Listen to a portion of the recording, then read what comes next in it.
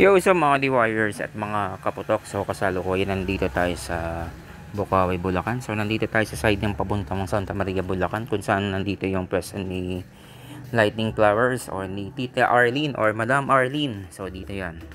So yan, ito yung open space, yung parking area. So yun, nandun yung present ni Tita Arlene sa kaliwa niyan, sa bandang dulo. So ito yung store niya.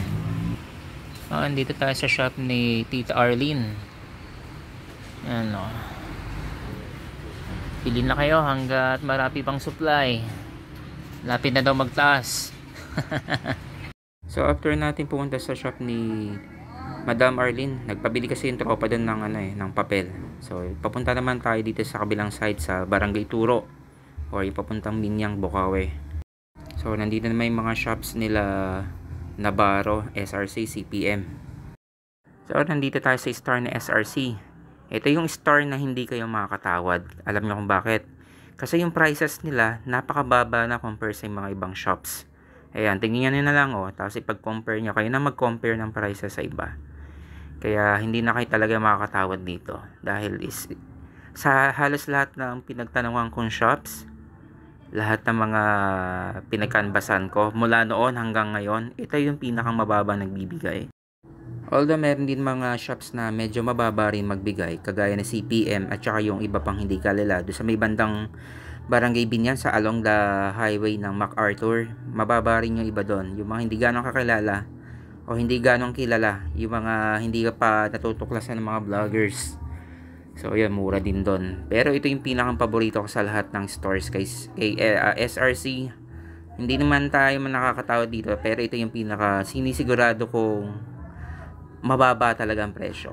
Doon sa ibang mga stores makakatawad kayo doon kasi nga yung presyo nila is presyong makakatawad talaga kayo dahil mas mataas kumbaga. So kung halimbawa 1,000 kay SRC, sa iba posible 1,200. So kung sa ibang store is 1,200, tatawad kayo 1,100 hanggang 1,000 may bibigay nila. So kalimitan makakatawad lang kayo 100. Pero dito kay SRC talagang hindi kayo makakatawad. O siguro makakatawad kayo kapag napakarami yung binili. Pero sinasabi ko sa inyo, sinisigurado ko sa inyo, halos lahat ng mga prices nila is mababa na talaga. So yung konting pasilip sa mga nakuha nating mga aerials sa ginawa nating paglilibot sa Bocaue, Bulacan. So halos lahat to parang mga sponsors na may tuturing kasi katas siya ng commission. So nag-prepare lang tayo ng mga buyers, yung nag-process lang tayo ng transaction, yung kumbaga yung merong mga dealer na naghahanap or retailer na malayo dito sa Laguna, sa Bulacan, tayo yung nag-process. So ito yung naging parang kabayanan sa atin. So halos konti lang nilabas na pera dito, wala pang 2,000. So yan, ito namang mga dragons sa tropa yan So ito yung mga pasabay lang tong mga dragons yan. Ayan, Paunus 49 shots, Pesto 49 shots, Terra, Leto, Happy Nights 81 shots. So parang magkasing caliber sila. Magkasing laki sila. Ito Apollo, ayan, Apollo 16 shots. Tsaka Apollo, ito yun, Automa Pillars. Ayan, Automa Pillars din to.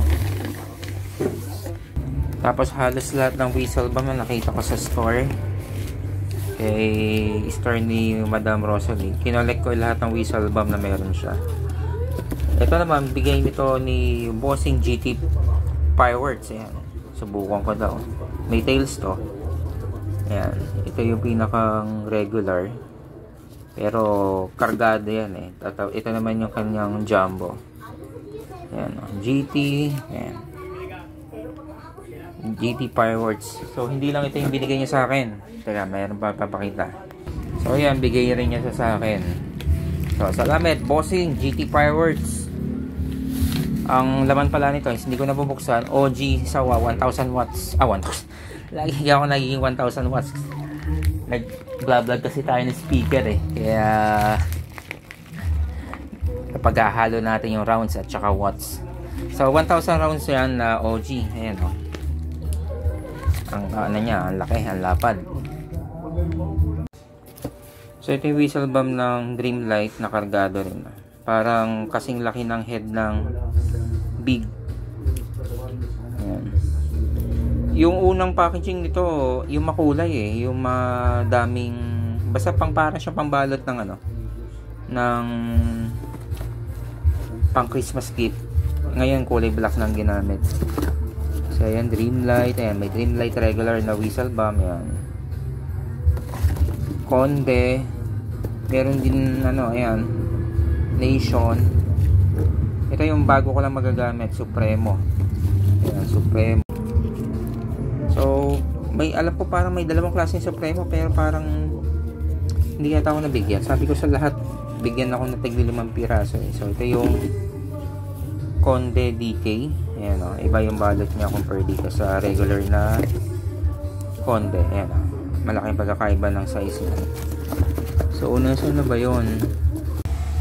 So ito pa yung isang aerial natin na 9 shots. Flame of Flera by AL Aquino Fireworks. So mabigat kaya hindi ko na binaba. So sponsor din to, pero hindi si Aquino ang nag-sponsor nito, kundi sa dealer din sa Bulacan na binabatuhan natin ng buyer. Ng mga buyer. Kasi hindi na nga tayo nagtitinda, pinapadadirekta na natin sa kanila. So ito na lang yung pinakang simple token na nare-receive nating gift. So halos lahat ng mga stocks natin ngayon taon puro sponsored gaya nito kay GT Fireworks. So napakita ko na nga pala kanina na ito yung OG 1000 watts rounds ng sawa. Ito 2500 watts. Ito na lang yung binili natin. Yan. Ano naman ito for sure. Tapos ito yan, sa tropa naman yan, pasabay lang yan kasi nga nagpunta tayo ng Bulacan.